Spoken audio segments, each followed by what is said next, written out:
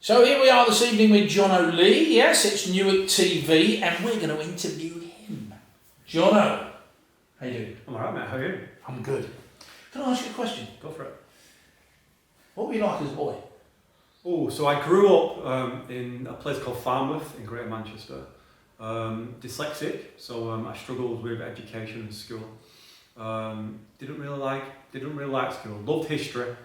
A teacher said to me when I was early on, about 12 or 13, that you can be involved. You can teach history or you can be involved in it, and that always played in my mind. So when I left school early, I left at 16. I didn't do my GCSEs. I left school at 16 and I joined the army.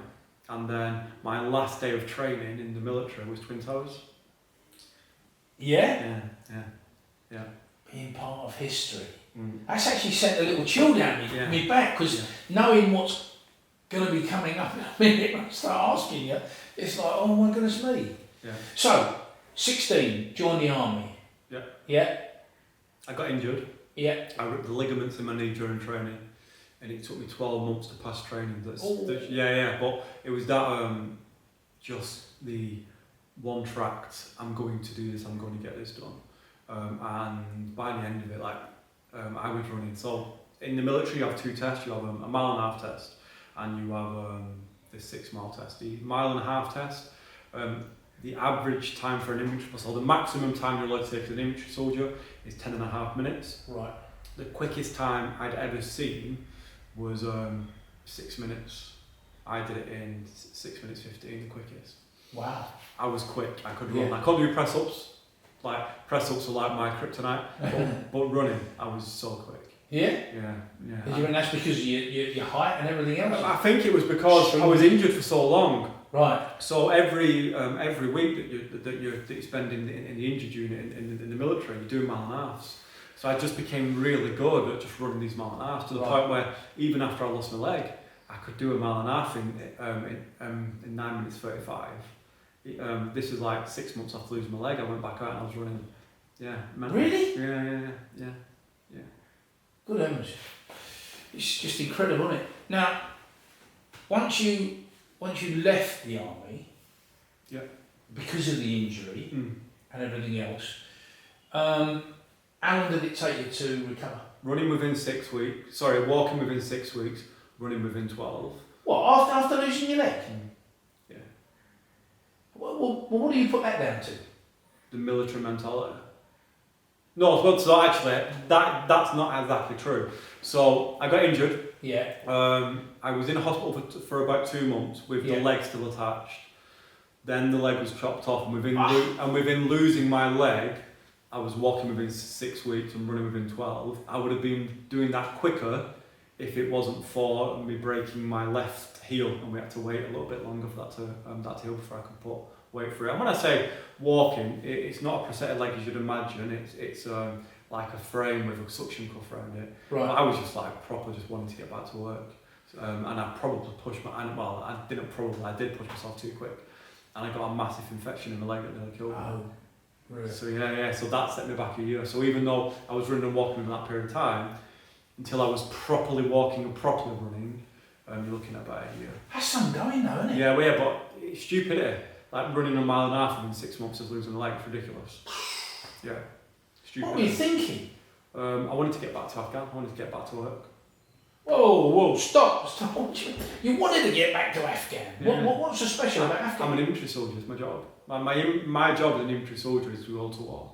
That's what we're trained for, that's what we've always trained ourselves for.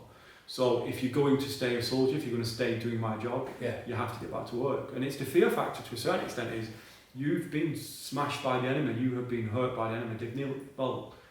They stopped my heart twice, I died. And luckily I was managed to pull myself back together with help, but to get back to work. And in the end, that's why I left the military, because there was just no real chance of me going back. My body was fine, my mental health was just really, really badly damaged. What was going through your mind? I wanted to get back to work to prove to myself that I could. Yeah. But the mental waking up at 3 a.m, wet through with sweat, because because in your brain you're not sure if you've really left the battlefield. You're dreaming that you're still in the minefields. Oh, proper scary stuff. Yeah. because I mean, you obviously relive that every day. Mm. When did that stop happening? Or does it ever stop happening? No, well, not for me. I still suffer with PTSD. Yeah. I still see doctors and things about it, and we still work through it every week. Yeah. I'm speaking to someone every week about it, and we still work through it. And with PTSD, you learn to work through it. It never really goes away. I can't think. You know what I mean? Oh, dear, oh dear. I look and I see this chap smiling, and I'm thinking, he's seen some action. Yeah. More than most. 2 tours of Iraq, 1 tour of Afghanistan. Yeah. Not on a morbid note, but did you lose any buddies? We lost an officer in Iraq. I didn't know him very well, but we lost an officer in Iraq. Yeah. And then in Afghan, 3 weeks after I got injured, a guy I used to play poker with was killed. And the biggest guilt factor when you're in the army and you get injured is the person that's replacing you. So I found out the name of my replacement, and I was, every time somebody got injured or killed, I was trying to make sure it wasn't him, because it had been guilt for me. Oh my goodness. And that's what a lot of people don't get. The guy that got killed was a really nice guy, really nice guy. He was a sergeant after acting Lance Jack, and we just take the mick out of each other. Take the mick out of each other as squaddies do. And we just really got on. We played ball, and we really got on. And when I found out he got killed, heartbroken, absolutely heartbroken. I lay in hospital feeling guilt for surviving, as colleagues and friends have been killed. Oh, don't. I want to change the subject now, because that's like, what is wrong with you? Death. Come on, let's have a bit of light-heartedness. Okay. Yeah. You got any stories you could tell us before we get onto campaign trails and everything else? Yeah, because I know that's where we're going to go. Celebrities, you met anybody? Yeah, so I've been really privileged. Like when I say I've had a privileged life since I've been injured, I really have. When you get injured, or when I got injured, I got thrown things at me to do. So I was really lucky enough to travel across the Atlantic on a race shot. Who came to you and offered you this? Lesmus, the British Lumber Sex Servicemen's Association, offered me that. I used to do some sailing through Headley Court at the time. There was a captain there. She was part of the British sailing team, the British Army sailing team. So she got all the injured guys down there, and I was lucky enough to meet some really professional racers, so the Vendée Globe racers, the guys that go around the world on their own. So I met them, I got to sail in their yachts. I got a world record on one of the yachts. Shut up. Oh, here we go. Around the Isle of Wight, so I was part of the crew that went around the Isle of Wight on Pindar, and we got the world record. It's been beat since, but I've actually got if you go in my downstairs toilet, I've actually got the trophy there in the downstairs toilet. On the same trip, we were all stood after and we all had these trophies on our tables. People were coming up going, "Excuse me, how come you've got them trophies?" And then an old gentleman came over and spoke to us, and we were having a chat with him, and we were like, and everybody seemed to know who he was, and he was quite famous in his own right. And we said, how come you're here? Because he was asking us why we're here. And he said, his daughter was on one of the yachts that we just beat. And we went, who's your daughter? Davina McCall. She was on the Hugo Boss boat. And Davina is a superstar. She's a superstar. And Davina is one of those people who picks up on lingo very, very quickly, who becomes part of a group even though you've only met her 10 seconds ago. Right. And she's a superstar. And what we were doing at the time is, ourselves and some of the captains of the yachts, I won't mention any names, were drinking beer out of our prosthetic legs. Out of the prosthetic legs. No. We just won a world record, it was mental, so we were all drinking out of prosthetic. And Davina came home and we said, Davina, do you want some? But Davina doesn't drink alcohol. So what we had to do is we had to clean out the leg and put a little bit of lemonade in it for her. And I'm not going to say if Davina drunk it or not, but we had a great time, an absolute great time. And everybody just made us feel part of the sailing community. And that's what I loved about sailing. Me and a friend were looking into there isn't a Paralympic team for sailing, but we were approached and asked if we fancied looking at the sailing, Olympic sailing.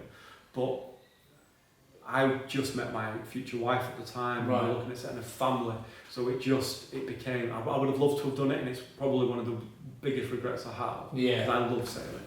But that doesn't mean to say you don't love your wife. I love my wife to bits. I love my wife to bits. Got to get that in for your wife. Yeah. But I love my wife to bits, and that's the decision why I decided to come up back. As we spoke about off camera, climbed Kilimanjaro with some famous people. The guy in Dragon's Den.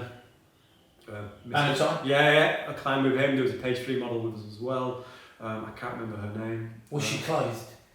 She was a superstar, mate. Absolute superstar. Yeah. Now, the only reason why I say that, because I mean, you're talking Kilimanjaro. I mean, you need clothes.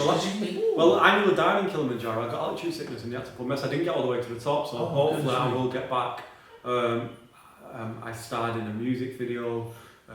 What was a music video? It was in London. It was loads of Big Brother stars there. One of my friends ended up being on Big Brother, and he dragged me down, and I managed to star in that. And I've just achieved so much. I've been lucky enough to go to Buckingham Palace as a named guest. That was unbelievable, being a named guest, being the second in the queue to meet the royals. I've been lucky enough to be involved in the Armed Forces Covenant. Before that even became the Covenant, the government came to head the court and got involved in that. I've been lucky enough to meet Margaret Thatcher. That was one of the biggest ones I ever wanted to meet. Gordon Brown wrote my dad a letter after meeting him. I actually was getting my leg amputated, and Gordon Brown came and spoke to my dad. Really, really nice. My dad wrote him a letter afterwards, wishing my family all the best. And we've just been really privileged. Normal people like me don't get to experience what I have experienced. I'm a lad from Farnworth, grew up near a council estate in a townhouse. What I've achieved in such a small period of time is mental. Like when I tell people what I've done and what I've achieved, a lot of people think I'm lying because of what I have managed to achieve. It's mental. I think the downside to it all is the fact that you had to go through the pain and the loss of limb in order to be where you are, to get those privileges, and it's just a shame that. I wouldn't change it. I wouldn't change it because if I didn't get blown up, then my friends would have. So I'm happy to take the hit. Don't. So it's that sacrifice that you're willing to take for your friends. I'd have died for my friends if it meant they were fine, and it's just that. The British Army mentality is you put yourself first. You put yourself in harm so your friends are protected. So I've been lucky, I've been privileged. I've wrote a book, I've wrote a chapter in a book. I'm also executive producer on this great short film that we're now doing called Hamster to do with PTSD. So I'm involved in so much stuff, Steve. It's unbelievable. As well as being a councillor representing the great people of Boulderton Division and Boulderton and Corrington. Well, let's get on to that because and Town Council for Hortonville. Is there anything else? Because he does bang on a bit, doesn't he? On that campaign trail. Which one? Well, I mean the one that you've just won. Yeah. There must be some funny stories. Come on. So I've been really privileged that I've done a lot. I've done a lot. I've been around a lot. There is some stories, not all of them I can tell. No. But just tell us one or two. There's the one that I told you prior to a guy saying I needed to get out of his journey because he knew I was going to vote, and then telling me he was going to vote for me. That sort of stuff's great. I had a woman chase me out of a garden with a sweeping brush because I was representing a party that she didn't like. I've had people squirt hoses at me and chase me out the garden. Yeah. And then I've had people get really upset and going, "Oh, you're the lad with one leg. We're voting for you." Wait. So you've achieved everything. Kilimanjaro and everything. Oh, you're that boy with that one leg. Yeah. But not the one that with Davina or any of that lot. No, but listen, if I'm remembered as the district councillor that represents the people I'm elected for and does a good job, I'll take that every day of the week. Well, no, let's be fair, all right? I'm going to put cards on the table there, all right? You do a good job. Thank you. Because what it proved on this election that we've just gone through, you sweeped it, didn't you? I had a good outcome. What do you mean a good one? It was a good outcome. Yeah, a really good one. It was a good outcome, yeah. Yeah. But we worked hard for it. We was working. We were working a year beforehand. So I wasn't always. So what people don't realise is I wasn't guaranteed to get this seat. The gentleman, he was retiring, stepping in for the county council. I put my name forward, and I got selected for it, and then I had to win it. There were some great candidates that put their name forward, so I wasn't always guaranteed of getting it. Sure. I'm privileged I did, but I wasn't always guaranteed. But we were working leading up to it, and then as the election was called and it was thinking, we just went straight into the campaign. And the one thing that I get credit for from my own party is I campaigned. What did you have to do? You say you campaign, but what does it entail? So how I do it a little bit different. So we start the social media campaign pretty much straight away. We start pushing out positive messages on social media. Yeah. So that's Facebook, that's WhatsApp, that is everything. We're pushing out the positive message. We're also listening because we want to know the issues. Like people think that if they criticise us saying this issue hasn't been done, this issue hasn't been done, that actually helps us, major helps us. Because that writes our manifesto, that writes our future leaflets. Sure. This issue, we're going to look at resolving this issue. So that's great for me. Right. And then we start putting our surveys together and our leaflets together, and they get made. And then as soon as they hit our doorsteps, so during this election, I was leaving the house at 8 o'clock, dropping the kids off at school, from school driving, delivering leaflets, picking the kids up at, well, I won't say what time I pick the kids up, but I'll pick the kids up. My wife would look after them and I'd go back out and deliver. And I was starting at 8 in the morning and finishing 8, 9, 10 o'clock at night delivering leaflets. People don't realise how do they? Yeah, and then when you finish that, you're then coming back and you're doing your day job. So I was still a district councillor, so I was doing the district council meetings and committees as well, and trying to fix in campaigning. And as well as that is, I was helping other councillors as well. So we were helping Sam Smith over in Newark and Keith Girl and a lot of newer councillors. So I was helping them. So when I wasn't helping my campaign, I was helping them. And my area for county council is stretch. It goes all the way over to Coffin and over there, all the way over to Middlebeck, Fernwood and Bowden. So it's a massive stretch. And a lot of work to make sure every single person gets at least one leaflet. You do enjoy it though, don't you? Love it. I love communicating, I love working with the residents, I love working with the constituents. And that's at town, district and county. And I'm privileged to represent a massive swathe of the community. And I joke that I represent a lot of people. I represent Hortonville for the town council, that I believe is about 3,000 people, it might be more than that. County council, it's about 4,000 people, and at district, some of them are the same, but not all of them. That's another 3,000 people. So yeah, I represent a lot of people, and I try my best to represent them properly and how I think they would want me to. I'm gonna wrap up there. I'll tell you why I'm gonna wrap up, right? Because we're gonna get this guy back. I want you to come back. Anytime. Yeah? And the only reason I want you to come back, because there's so much more to you that really I'd like to delve into. We've run out of time, but I would like to say, Johno Lee, thank you very much. Thank you. I'm working all year round, not just elections. Have a nice night. Bye.